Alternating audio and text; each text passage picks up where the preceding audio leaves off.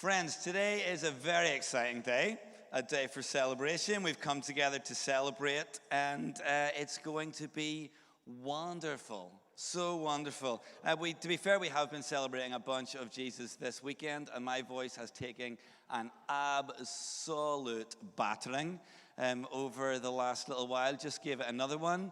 And today we're going to be celebrating the Feast of Tabernacles, and part of that is looking forward to Jesus' return. And the thing that I've got fresh appreciation for Jesus' return, when we're all like restored and like resurrection bodies and all that, when we've got eternity to sing our praises to God, that my larynx is going to last for all of that. So excited. So excited. Friends, we celebrate the Jewish calendar. We celebrate Jesus' fulfillment in particular of the Jewish festivals. And I mean, I guess, like we do that thing, lots of places, Easter, Jesus is risen, all that stuff, very much alive, love that. Pentecost, I mean, Jesus returned to heaven, but he sent his Spirit to be with us, love that. And the Feast of Tabernacles is maybe like a bit of a sleeper hit, to be fair, within Christian circles, but it's so good. And that's when we look forward to Jesus Christ returning in glory to bring his people home. And that's really something to celebrate and look forward to. Today we're going to be looking back so we can look forward, and we'll be looking back to see like where the Feast of Tabernacles came from so that we can look forward and celebrate with great joy what is coming up in the future. Those will be good times. But before we get there, I would love to bless you in the name of Jesus, to know Jesus even more wonderfully today. I bless you to receive healing in your body, in your mind, in your emotions, and in your spirit today. And I bless you with guidance and help from God so that you can prevail and flourish like now in this season that you find yourself in, no matter what challenges you find yourself facing. And I bless you to experience the love, the peace, the hope, and especially the joy of Jesus Christ today. Friends, may it be. And for real, I especially bless you with joy today. This celebration is officially the most joyful celebration of the whole Jewish calendar, and it's one that comes with like instruction to be joyful. We can find these words in Deuteronomy 16. It says you must observe the Festival of Shelters, the Festival of Feast, okay, whatever word you want to use there, or sometimes you see the booths, the Festival of Booths, Festival of Tabernacles, Feast of Booths, Feast of Shelters. It's got a bunch of names, but a rose by any other name would smell as joyful. Good times. You must observe the Festival of Shelters for 7 days at the end of the harvest season, after the grain has been threshed and the grapes have been pressed. This festival will be a happy time of celebrating with your sons and daughters, your male and female servants, and the Levites, foreigners, orphans, and widows from your towns. For 7 days, you must celebrate this festival to honor the Lord your God in the place that he chooses, for it is he who blesses you with bountiful harvests and gives you success in all your work. This festival will be a time of great joy for all. Great joy for all. Like they're not playing here.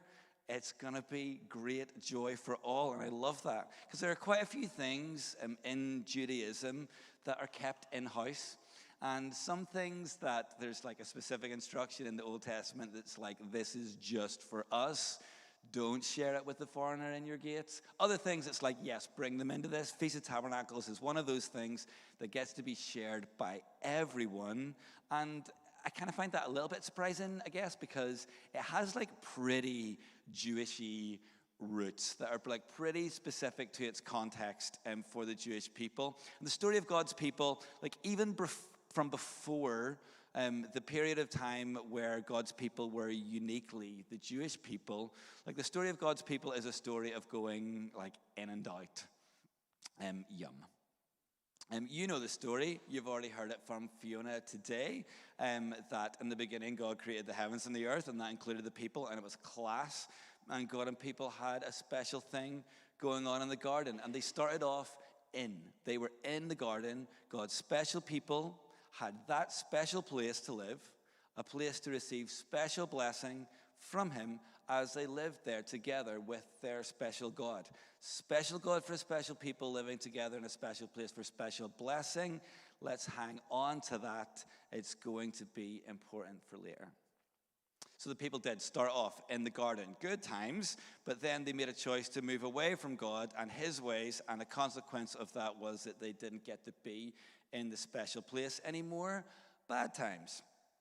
And this kind of starts the whole overarching storyline that we see in the Bible of how God is going to prove that he is supreme over all beings, like be they spiritual or physical beings. He's supreme over all of them, and he's going to prove that by restoring those four things. It seems that I've only put 3 of them on the screen. My humblest apologies. He's going to restore those things, including the special place. But God has a plan to restore those things, and he's going to do it. And we had been thinking about a few examples over the summer of looking back to look forward whenever we were thinking about the dudes that are mentioned in Hebrews chapter 11.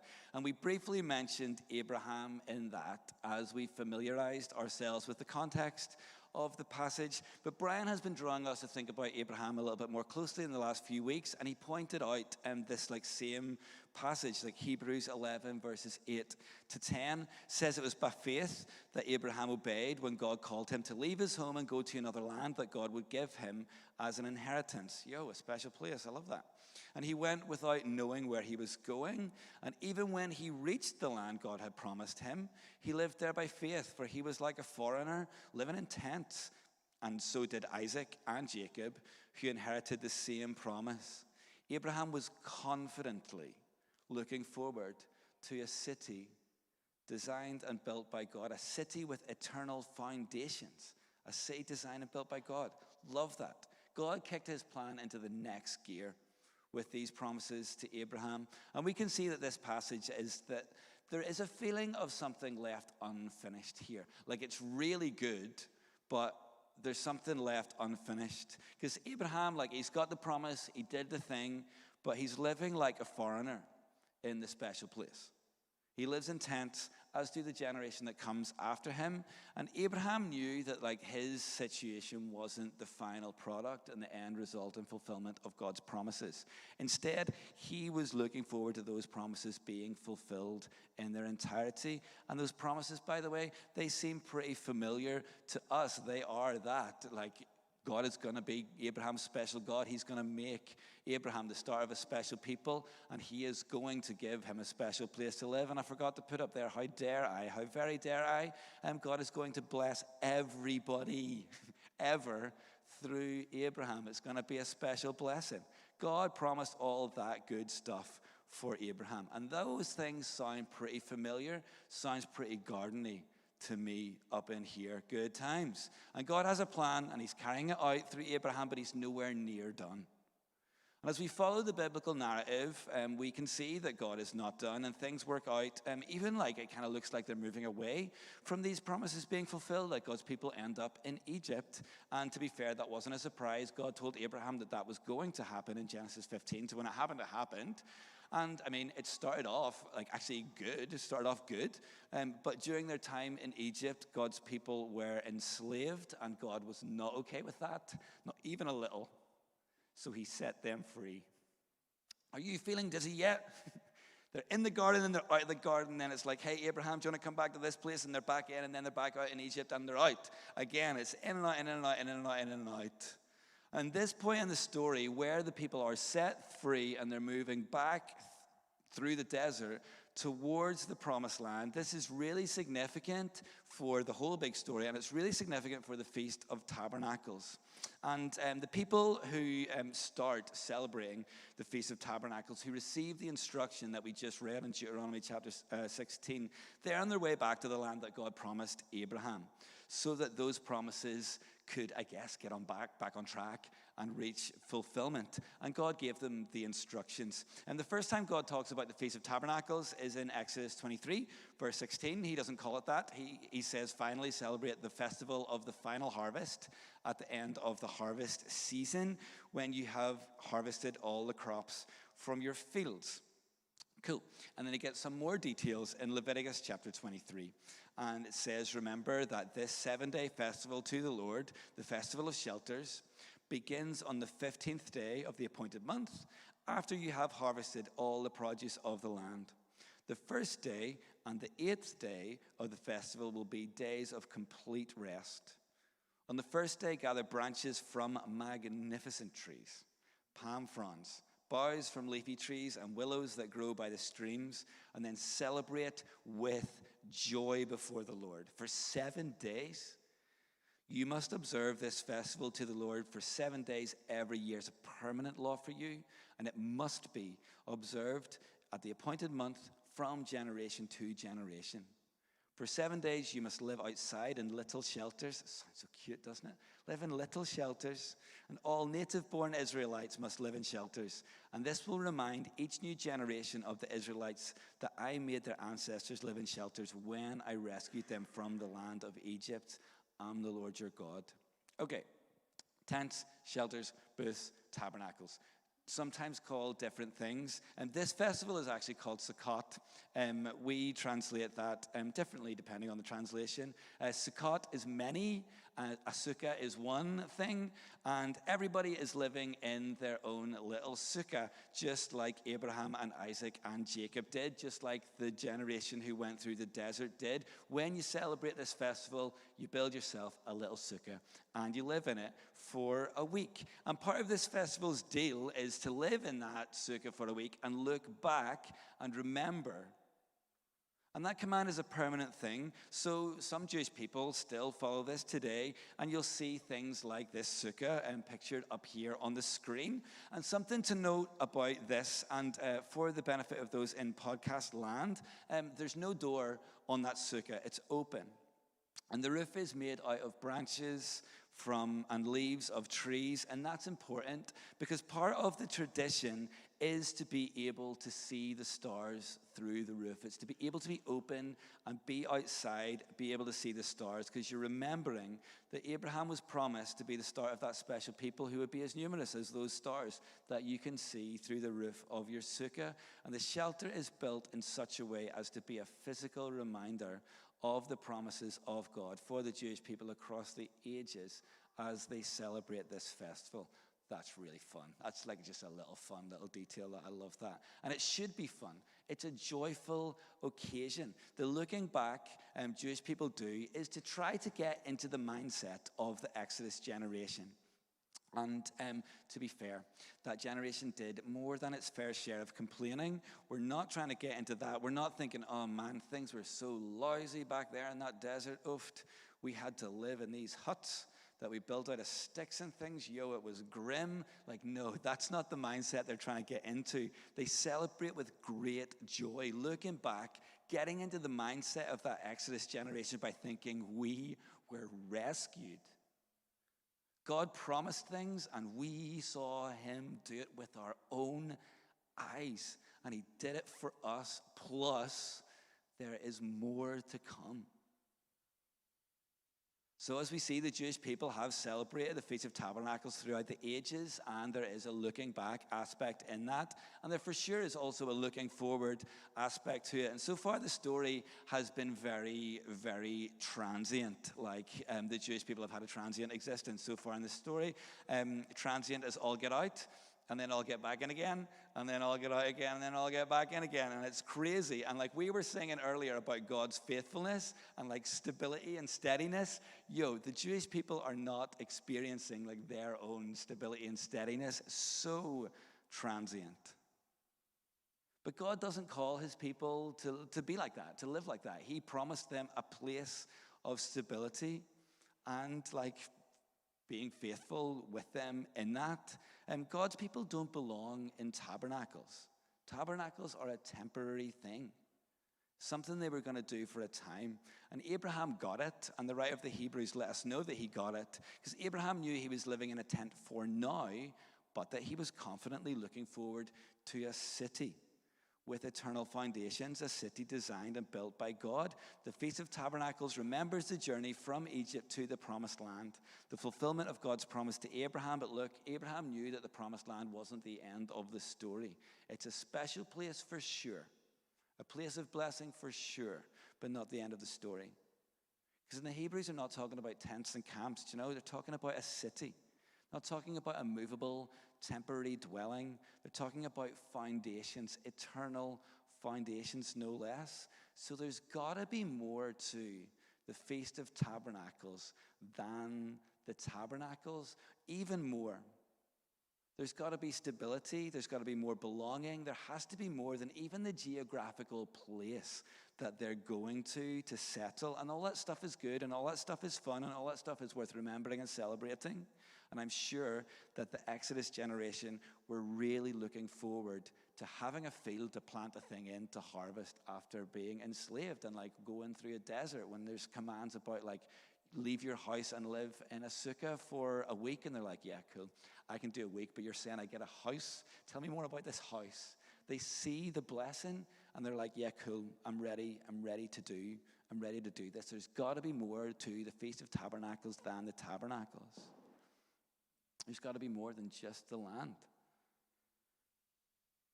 It's good that they have a permanent place. But when they get to that permanent place, the evidence would suggest that there's got to be something better than this. Because when the people get to the Promised Land, sometimes things go good and sometimes things go bad. Classic. And sometimes the people act like special people should, namely they put God first. And when they're not acting like that, they are very not acting like that. And sometimes the special blessing is on them, and sometimes they don't act like they deserve that blessing, and that blessing is removed from them. And the special place gets removed from them, and they're in exile. And can you imagine how crushing it would be to have all of this held up and God, my special God, I'm a special person, I will have this place, and then that gets taken away from you, and all that great joy for all people feels like it's got removed from you. Because when we are relying on people's faithfulness, we end up in big trouble. We need more than people level faithfulness, because we're pretty turbulent and transient at the best of times. Humanity has proven across its existence that it's not wonderfully to be relied upon, and we need something more than just us trying to remain faithful. And we got more, and we got it in Jesus. John chapter 1 tells us the Word, that's a not-so-secret code name for Jesus, and the Word became human and made his home among us. And that made his home bit, the way that John put that when he was writing was the Word became human and tabernacled among us. And I just find this so juicy. I'm probably going to go into dork mode just now, but humor me for a minute. And even singing what we were singing earlier, my Jesus, my Savior, you sing he's my shelter. He is our tabernacle. I was just I just love it. And there's not a filler lyric in that whole song. Maybe Darlene wasn't thinking about that when she wrote it, but there's not a filler lyric in that whole song. So I back Darlene to have thought of that for sure. Listen, Jesus class, he really is, and there's so much goodness in this. I love how Jesus came down here as a human, and when he did, it was tabernacle settings, man, pure temporary, and he's going to do it for a time, but it's so relatable. Jesus just becomes instantly relatable because everybody in the story had tabernacled. The people had tabernacled. God tabernacled. And Jesus is a person and he's God and he tabernacles. So relatable. Love that. So fun. So fun. Jesus tabernacles because he's going somewhere else. It's movable and temporary. And in the human season of Jesus' eternal existence, Jesus kind of represents all of humanity. He's our representative and our prototype in that. And he journeys through life in his humanity tabernacle, and he's heading for a city with eternal foundations, a city designed and built by God, a city that he built, and he is faithful enough to do it. And the Jewish people get it. They know that the Promised Land isn't the answer in its entirety, And some things that they do in this festival celebrate that, and it kind of gives the game away that they know that there is something coming up as well. So those branches on the roof of the sukkah in our picture give us a little hint as to something else that the sukkah represents, but we get a even better clue from a practice that they do with those branches and like this fruit that's pictured up in here called a citron. Looks a bit like a lemon, but it's distinct. And when I was a teacher, I wound up teaching for a placement in Scotstoun Primary, and I had like a little mini topic that I had to teach, and it was on the Festival of Tabernacles, and I was just like, yo, give me this. And it was great, and like we paper crafted some palm branches, and it was lovely, and I brought in a lemon because that's as close as I could get to a citron, and I got the kids to take turns like practicing a Jewish Feast of Tabernacles practice where like you shake the branches and the lemon, the citron, we had a lemon, in all directions, and that symbolizes that God is all around us, and that's what I taught them. This symbolizes that God is all around you. That's what some Jewish people believe, and they were like, oh, that's cute, and it is, it's true, and it is a nice sentiment and everything, but there is so much more to this. Like when we look back and we look forward, living in a sukkah for a week and looking back, yes, good. Remembering the promises, at least partially fulfilled. Living in a sukkah for a week and looking forward to the promise's ultimate fulfillment when God is like all around them and there's no separation. Jewish people are looking like not just to like a geographic place, they're looking for the restoration of the special thing that the special God had going on with the special people in that special place, and the place where that relationship and blessing was felt most strongly was in the garden. Like they want God, and God is going to restore that thing that he had with people in the garden. So they're building a shelter for themselves, sure. To remind themselves of going through the desert, sure. Yes, that is part of it. But part of it is looking forward, and they're like building all of this like nature into it, and they're building themselves a little mini garden to remember, like God is all around me. Someday, everything is going to be restored, and God and people will dwell together. And that is going to 100% happen when, according to my Christian fundamentalist beliefs, Jesus Christ of Nazareth returns, takes his great power, and begins to reign. And Revelation 21 tells us how wonderful that is going to be. John says, I heard a loud shout from the throne saying, look, God's home is now among his people. He will live with them, and they will be his people, and God himself will be with them, and he'll wipe away every tear from their eyes. And there will be no more death, or sorrow, or crying, or pain. All these things are gone forever. That special God and his special people living together in a special place, and there is special blessing for everyone in his presence. Everything is going to be fulfilled and put right on that great future day. So we celebrate looking forward to that great future day. And we do look forward to that great future day when Jesus Christ of Nazareth returns, takes his great power, begins to reign, and stands ready, according to 1 Peter chapter 4, ready to judge the living and the dead. And his judgments are fair and righteous, according to Revelation 19. He can be trusted to do that. And for all those people who are found in Jesus' book of life, will be welcomed into that special place, that city with eternal foundations, to make their home with God. When he returns in glory and brings his people home, there is a welcome. And if you have given your life to Jesus, this is an absolute, concrete, nailed-on reality for you. That you will be, as a special person to God, with him, your special God, in that place. And you will be blessed in his presence. Yo. And if you haven't given your life to Jesus yet, this is for you. This is on offer for you. Belonging, stability, love, salvation, hope, happiness, joy are all offered to you by God. Can I give some advice? Take it. Take it. He's good to you.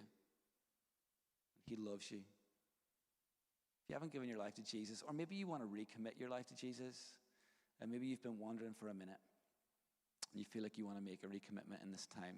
And friends, can we close our eyes for a second, just like create a safe space for everybody? And if you would like to commit your life to Jesus for the first time, if that's something that you know you need to do, if you would like to recommit your life to Jesus, you can pray a little prayer just in the quietness of your own heart. I'm going to pray it out loud. You can hear it, receive it, and just pray it in the quietness of your own heart.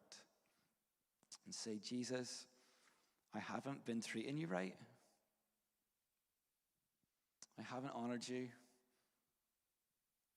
I haven't honored you in what I've said. I haven't honored you with what I've done. I haven't honored you with what I've thought. I'm sorry. Please forgive me. I commit or I recommit my life to you. Jesus, I receive your forgiveness. I receive your love. I receive your hope. I receive your belonging. I receive your joy. Thank you for saving me. I dedicate the rest of my life to following you. From this day forward, it's me and you. Help me to do that.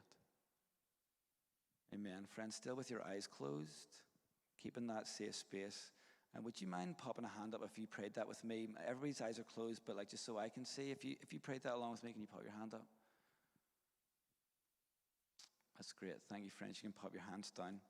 And you can open your eyes. Look, when St. Paul was writing his letter to the lads in Rome, he said to them, if you openly declare that Jesus is Lord and you believe in your heart that God raised him from the dead, you will be saved. And if you prayed that prayer along with me today, I recommend following Paul's examples and his instructions there and telling someone. And my advice would be to tell the dudes at the back during our response time. There's going to be a prayer team up in this back corner. Go and tell them and say, like, I committed my life for the first time, or I recommitted my life, and they'll bless you. They will be delighted to bless you. Really good. There's power in telling.